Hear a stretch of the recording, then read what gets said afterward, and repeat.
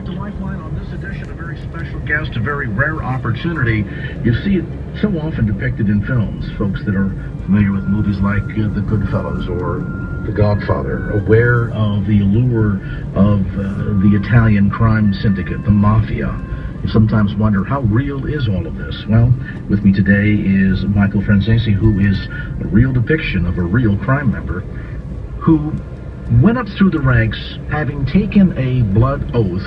And it's ironic if you take a couple of steps back, Michael, and look at your life and realize that you got into the worst part of your life because of a blood covenant, but at the end you were able to escape that life of crime and take on an entire new life because of a very different type of blood covenant. Let's talk a bit about what happened to you, how that you finally were, after quite a number of indictments, given a sentence. You spent 7 years in jail. What happened? Well, yeah, I mean, as a result of, meeting a young woman of faith, who's now my wife of 29 years, I made a decision to try to walk away from that life and marry her and try to raise a family under some better conditions than, my family had been under. Did Cammie know who you were and what you were into when you first met? Craig, she really didn't. I mean, my wife was a young girl from Anaheim, California. She had no involvement whatsoever with that lifestyle. Out in Anaheim, there's really no mob presence, and she was a dancer. She was a young Latin girl, so she really didn't know anything. I mean, she saw The Godfather once, but for her, that was a movie. It was a fictional movie, and she never, associated that with any real-life person. And, me coming from New York, I was the producer of the film, and she looked at me that way, and she never gave thought to anything else. And, people sometimes don't really understand that, but, not everybody. I mean, I've learned that from traveling across the country. Not everybody really even knows that the mob exists. They only know it from the media. But, so she didn't know it. And, but when I fell in love with her and I realized that she was a strong person of faith and that my life would never mix with hers, I made the decision to try to walk away. And of course, I had been totally engrossed in the life. I mean, I've had 4 indictments up to that point. I knew the life intimately well.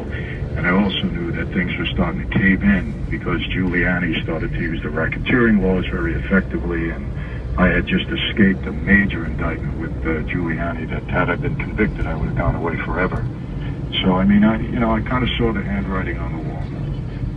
So you knew that the walls, as you say, were kind of collapsing in on you. At the point at which you made the decision, I need to consider something different here. That's not an easy thing to do because as a member of La Cosa Nostra, you take a blood oath. Once you get in, the only way you get out is through a body bag.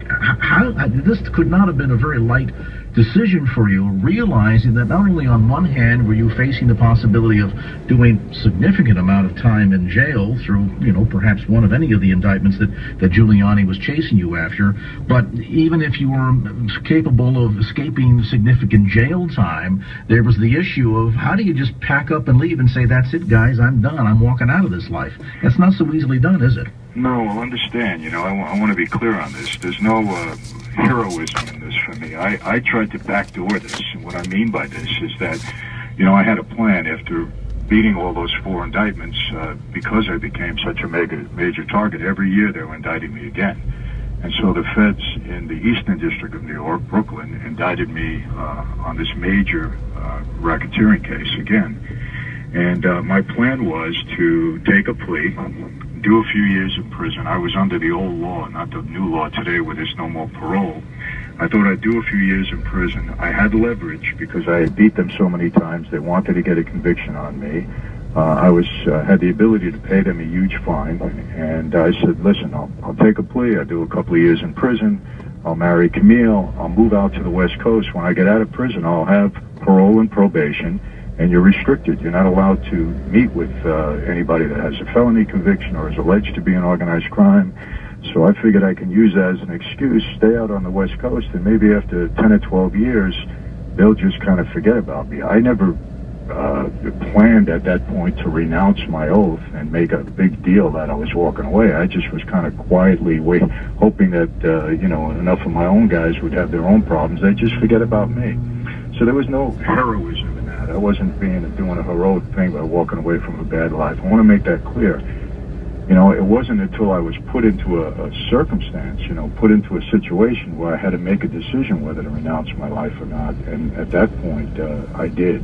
And it was a heavy decision, Greg.